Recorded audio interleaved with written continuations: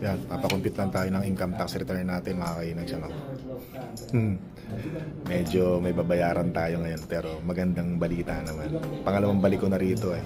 Mabuti na lang nung na-review, nabawasan yung babayaran natin. Mas okay na kahit papaano, no? Yan, dito tayo. Ay, kahit paano, di ba? Malaki rin yung nabawas. Malaki rin. Pero magbabayad pa rin tayo. Winter, Spring, Summer, or Fall. Tuloy ang buhay sa Canada. Yan, galing tayo dito sa HR block. Nagpa-compute tayo ng income tax natin mga kainags, ano? Ay nako, mabuti naman kahit paano nabunutan ako ng tinik ngayon. Kasi nung unang punta natin dito, hindi natapos, pending. Gawa ng may mga kailangan akong documents na ipasa sa kanila. Kaya hindi natapos. Pero yung nagko-compute sa atin ngayon, yung nag-review ng ating income tax ngayon ay iba naman, iba na yung nag-compute ngayon. Kaya yung babayaran ko dati, magbabayad ako sa income tax eh, medyo bababa kahit pa paano, no? Malaking tulong yung naibaba. Mabuti na lang ni-review at meron tayong naibigay ng mga documents na kailangan natin ibigay sa kanila para malesen yung mga penalty natin sa pagbayad sa gobyerno ng Canada, no? Pambihira. Dalawa kasi ang tipor ko eh. Washroom muna ako, sandali lang. Ay, malaking tulong din yung nawala kahit pa paano, ha. Pambihira. Kaya mabuti na lang nung time na una natin punta rito sa nag-compute ng income tax natin, yung return natin, eh meron dapat na mga resibo pa akong ibibigay. So sabi niya, sige, since na may mga resibo ka pang ibibigay, next time na lang natin i-compute yung mga tax, yung mga resibo mo pagbalik mo rito. Kaya lang iba naman yung magko-compute kasi wala yung una nag-compute dito eh. Kaya iba yung nag-compute. So yung pangalawang nag-compute, maganda yung computation niya. Kaya nabawasan yung babayaran natin. Malaki rin yung nabawas na babayaran natin. Buti naman. Kaya talaga importante talaga yung mga resibo mga kainags. Yung halimbawa pumupunta tayo sa mga US, sa Amerika, sa Mexico, dapat yung pinambili natin ng plane ticket na resibo, ipunin talaga natin yun. Kailangan yun. Pati yung mga pinuntahan nating restaurant, mga kinainan nating restaurant, kunin natin yung resibo as a YouTuber, no? As a social media influencer. Kasi malaki ang may tutulong sa atin nun. Pag nag-file tayo ng income tax, kung sakaling meron man tayong babayaran, malaki ang may tutulong nun para mabawasan yung babayaran natin sa gobyerno ng Canada. So ganun nga ang ginawa ko. Nag-ipon ako ng mga documents, mga resibo ng mga pinagamitan natin sa mga vlogs, mga gasolina, pati yung pagre-repair ng sasakyan. Nagpagawa ka sa sasakyan mo, may pinapalitan ka sa sasakyan mo, dapat pala yung resibo nun ipunin natin at i-file natin sa income tax return natin dahil malaki ang may tutulong nun. Basta yung mga involved sa business natin na YouTube, mga ginagamitan katulad ngayon, di ba? Nandito tayo sa Kingsway uli. Kumain tayo sa restaurant kasi nagutom tayo. Binlog natin, sinama natin sa vlog natin. Kasama yun sa ipa-file natin na income tax next year. So, dahil sa mga resibo na yun, malaki yung nabawas sa babayaran natin sa gobyerno ng Canada. Although magbabayad pa rin naman tayo, pero hindi ganun kalaki. Hindi na ganun kalaki. Nabawasan na kahit papaano. Yan, kaya pati yung ibabayad natin na pera doon sa nag-compute ng income tax natin, ipunin din natin yun, itago din natin yun kasi ipa-file din natin next year. Yun ang sabi nung nag-compute sa akin. Kahit na bumili ako ng damit, di ba, mahilig tayong bumili ng damit, binablog natin yan, di ba, pinapakita ko sa inyo, ipa-file din natin yung next year, di ba? Lahat ng involved sa business natin sa YouTube, sa mga pagbablog natin, kailangan isama din natin yun para mas maliit kung sakaling magbayad man tayo. Pero mas maganda kung hindi ka magbabayad, di ba? Parang naliligaw na naman ako, malito, sobra na naman yung daldal ko. Yan, lahat yon. Kaya sabi nga nila, marami nagsasabi, mas maganda lumalabas ka ng bansa. Yan. Para kasi pag bumili ka ng ticket, medyo malaki yung ano mo sa ticket, di ba? Babayaran mo sa ticket, di ba? Pupunta ka ng Pilipinas, yan. As a YouTuber, kailangan mo ipunin yung mga resibo. Halimbawa, sa US, kumain ka sa Hell's Kitchen sa US. itago mo rin yung resibo nun. Lahat, gasolin, lahat lang ano, bumili tayo ng sapatos, di ba? Pag bumili tayo ng sapatos, katulad niyan, medyas, sinama natin sa vlog natin, lahat ng resibo nun, tatago natin, lahat. Marami ako natutunan sa ano, no? Sa, by the way, shoutout nga pala kay Mark Carino. Yan, siya yung nagsabi rin sa akin nun eh. Tapos pagka magpapakompute ka na, dapat yung mga resibo na inipon mo, iaano mo na, susulat mo na. Hindi yung dadali mo lahat ng resibo rito tapos na magko-compute ng resibo mo, yung magko-compute ng tax mo, dapat pagpunta mo rito, nakaano na siya, nakatotal na.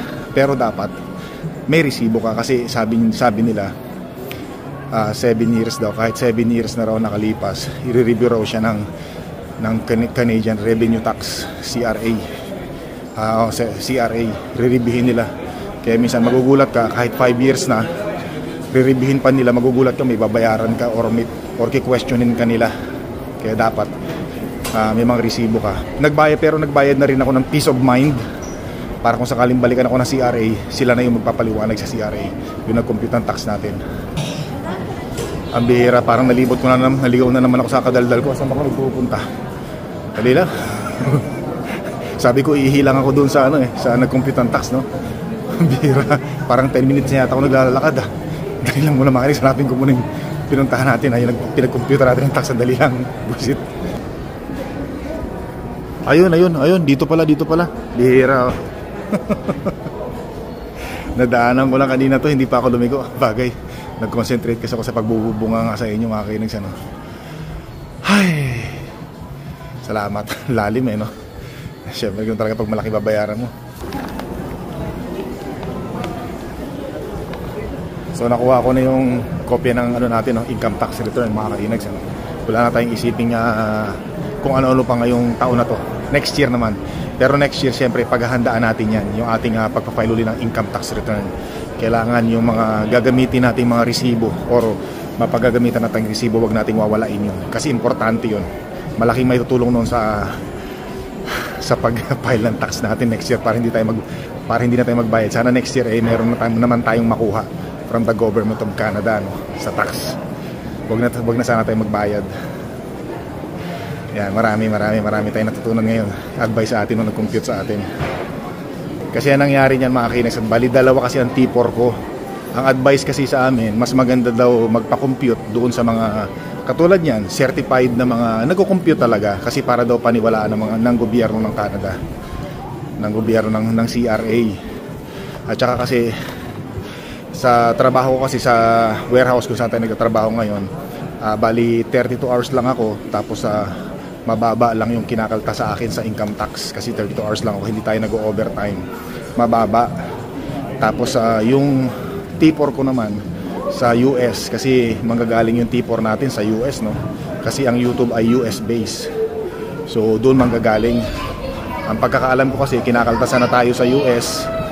Pagdating dito sa Canada, hindi naman tayo kinakaltasan dito sa Canada ng dahil sa YouTube natin, kasi ang YouTube natin sa US nga galing. So bali parang kung di ako nagkakamali, dalawang kaltas natin. YouTube sa Amerika, kakaltasan na tayo doon. Tapos pag declare tayo ng income natin dito from YouTube, yung kinita natin sa YouTube, additional income tax na naman yun. Kasi income yun di ba? I-declare natin meron tayong kita sa YouTube. Parang dalawang kaltas ng income tax, So mas maganda siguro kung nakatira ka sa US, tapos YouTuber ka, ang magiging kaltas mo lang isa lang, Yun ang pagkakaalam ko. Hindi katulad natin na sa Canada tayo nakatira, dalawang kaltas ang mangyayari sa atin. Saan ba ako pupunta? Hanapin ko muna yung sasakyan ko. Ayun, yung pala yung sasakyan ko. Doon tayo. Tara. Yan. Ganun talaga Pero importante nito, marami tayong natutunan talaga para mapagandaan natin sa mga susunod pang taon ang pag-file ng income tax. Yan. Ayos, mas okay na ngayon. Kasi noong nakaraan medyo malaki ang babayaran natin, Yan, sasakyan natin ayun, Tsaka yung ano, yung pagpapa-compute natin doon sa ano, sa mga nagko-compute ng ano natin, ng ating T4 mga kainag. Siyempre medyo iba ang presyo niyan kaysa sa T4 lang mula sa trabaho ang papa-compute natin, ano. Matagal ko na in-expect 'yon. Pero pag dalawang T4 natin, especially sa trabaho tsaka sa atin ngayon sa YouTube ng T4 natin, kasi medyo masalimuot daw yan no, when it comes to mga business. Yan medyo malaki, mas malaki yung babayaran natin sa, okay lang yun, at least mas alam nila, kumbaga sila na yung haharap sa CRA nga. Alam na nila yon. So in-expect na rin natin na gano'n talaga. Kasi marami mga resibo nga tayong ipapakompute sa kanila, unlike sa T4 natin sa trabaho, yung T4 lang, no? Tsaka ilang mga resibo lang ipapakita natin. Yan, kaya medyo mas mura yung isang T4 lang. Yun ang pagkakaalam ko. Kaysa dalawang T4 natin or tatlong T4 natin. Tapos may mga resibo pa tayo. Yan, kaya medyo mataas. Tapos yun na nga, sabi rin nga nila sa akin, kasi ako, ulitin ko, 32 hours lang ako sa trabaho natin, ano? Tapos mababa pa yung tax na kinakalta sa akin sa trabaho. Kasi nga 32 hours lang tayo, hindi naman tayo nag-overtime nga. Tapos meron akong YouTube, sweldo sa YouTube. Hindi nga ako kinakaltasan dito sa Canada. Kaya ngayon pa lang ako hinahabol ng gobyerno ng Canada doon sa mga tax ko.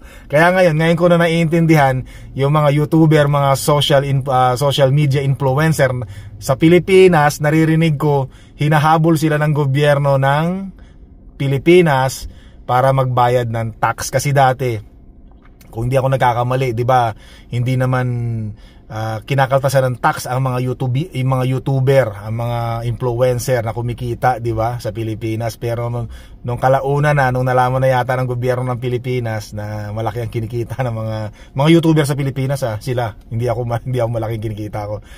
Hinabol na sila ng gobyerno ng Canada, which is ganun din ang nangyayari rito. Hindi ka man kinakaltasan ng Canada doon sa YouTube natin, pero kailangan i-declare mo yan na yung kinikita mo, kasi makikita ng gobyerno rin ng Canada yan, ano. Pero depende, may limit yan Ang pagkakaalam ko kasi pagka 400 o less than 400 Canadian dollars ang kinikita mo sa loob ng isang buwan, hindi ka na pwede magbayad ng tax yan, exempted ka sa tax. Yan yun. Pero pag more than 400 Canadian dollars ang kinikita mo sa isang buwan, kailangan mo mag-file ng tax. Yung iba siguro baka hindi nahuhuli or hindi nakikita kahit pag hindi nagpa-file ng tax, pero ayaw nating mangyari. Gusto ko merong peace of mind, mga kinas. Gusto natin maging honest, gusto natin maging patas. Mahirap kasi yung sa bandang huli na di ba? Halimbawa hindi ka naging honest, hindi mo dineclare na meron kang kinikita. Tapos sa bandang huli, di ba? Sisingilin ka ng gobyerno ng Canada. Naku, yun ang mahirap. Ang laki na ng utang mo, naipon na. Yun ang mahirap, mga kainags, ano.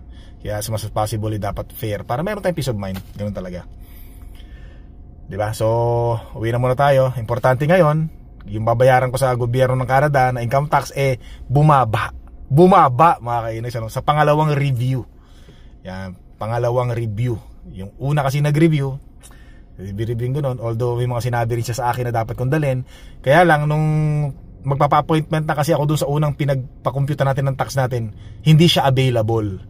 So sabi niya, sige, iba ang magko-compute sa tax mo.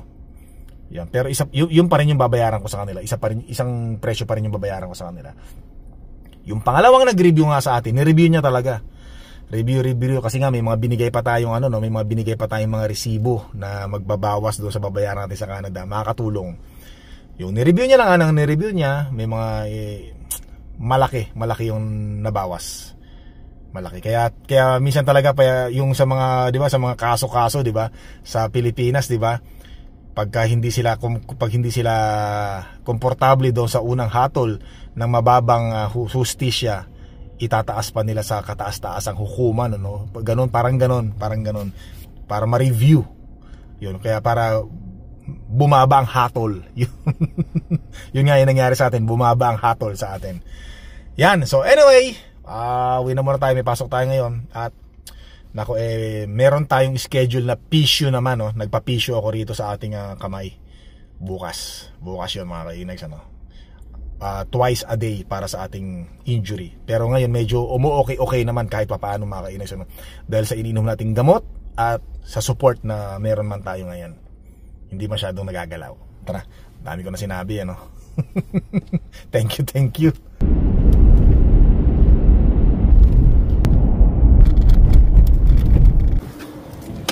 Yan. So sabi kasi nila mga kainags dapat daw pagka isa kang YouTuber, dapat daw mas madalas kang kumakain, ginagastos mo raw yung pera mo para daw sulit.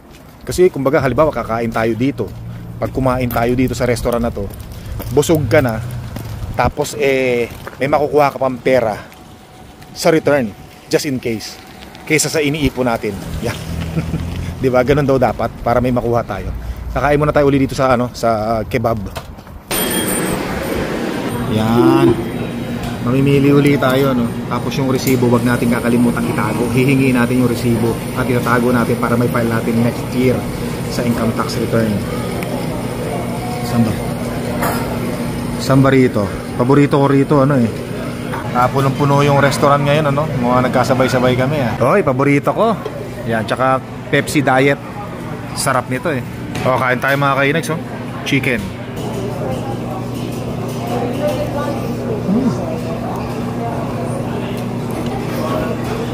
Ay, sarap. Sarap kumain.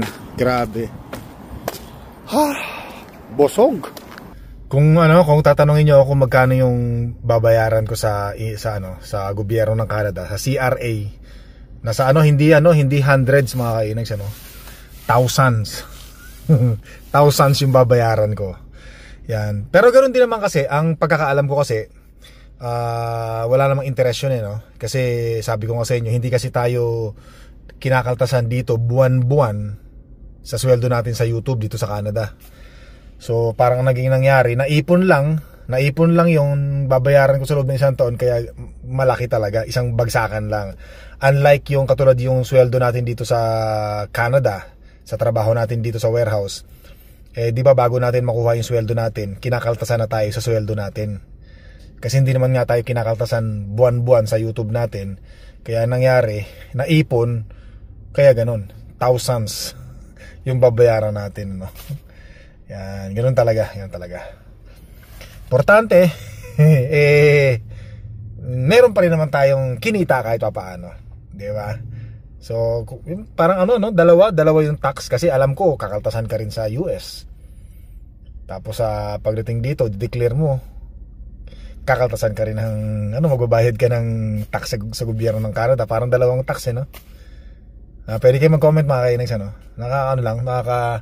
parang dalawang tax. Parang kayod ka ng kayod, yung nagtatrabaho ka, tapos mapupunta lang karamihan, halos kalahati ng sweldo mo ay mapupunta lang sa tax. Parang ganon, Parang ganon. Anyway, ganon talaga. As long as nag-i-enjoy tayo sa ginagawa natin, ayos lang yun mga kainags. Okay lang yun, masaya tayo sa ginagawa natin, diba? Kumbaga bonus na lang yan. Kumbaga yung tax naman napupunta naman sa dito. Nakikita naman natin yung tax kung saan napupunta dito sa Canada. Tapos mabuti na lang, naalala ko nga pala nung nasa US tayo, gumagamit tayo ng Lyft. Yung Lyft, yung nag-aarkila tayo ng Lyft ng sasakyan pag mayroon tayong mga pupuntahan. Pati raw pala yun, kasama din. Kasi di ba nung pumunta tayo ng San Francisco, California nung nakaraang January 2025, at saka nung pumunta tayo ng Las Vegas last month lang, di ba? March, gumamit tayo ng mga Lyft para puntahan natin yung mga lugar na gusto natin puntahan, katulad nung yung Gold, yung Pawn Star, di ba? Gumagamit tayo ng Lyft niyan, sasakyan, umarkila tayo.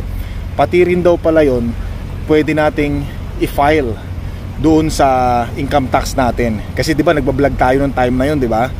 Yun. Mabuti na lang yung account ko sa Lyft, nandoon yung history na ginamit ko sa loob ng 2025 na taon, na year 2025. So ang ginawa ko, pinrint ko kanina para nakahanda na sa susunod na taon pag-file natin ang income tax return natin. So marami pa, pati yung mga in-order ko sa Amazon na mga speaker, mga microphone na related sa vlogging industry, na vlogging business natin. Pinrint ko rin yun mga kainags, para ma-file din natin, kasama rin yun, di ba? Kasama sa business natin yun. So yun, so marami pa akong mga i-recover na mga resibo na nagamit natin nung mga umalis tayo ng Canada, nung lumabas tayo ng Canada. Yun, marami pa akong gagawin. Nako, kita nyo naman yung ating ngayon, sarap na Ang sarap na umuwi ngayon kasi tingnan nyo yung sasakyan natin mga kainis, oh. Hindi na natin kailangan mag-shovel ng snow or mag-ano ng snow, no? Mag-alala sa snow kasi hindi na madulas ang snow. Ay, hindi na madulas yung daan natin. Makauwi na nga. Uwi tayo mga kainis.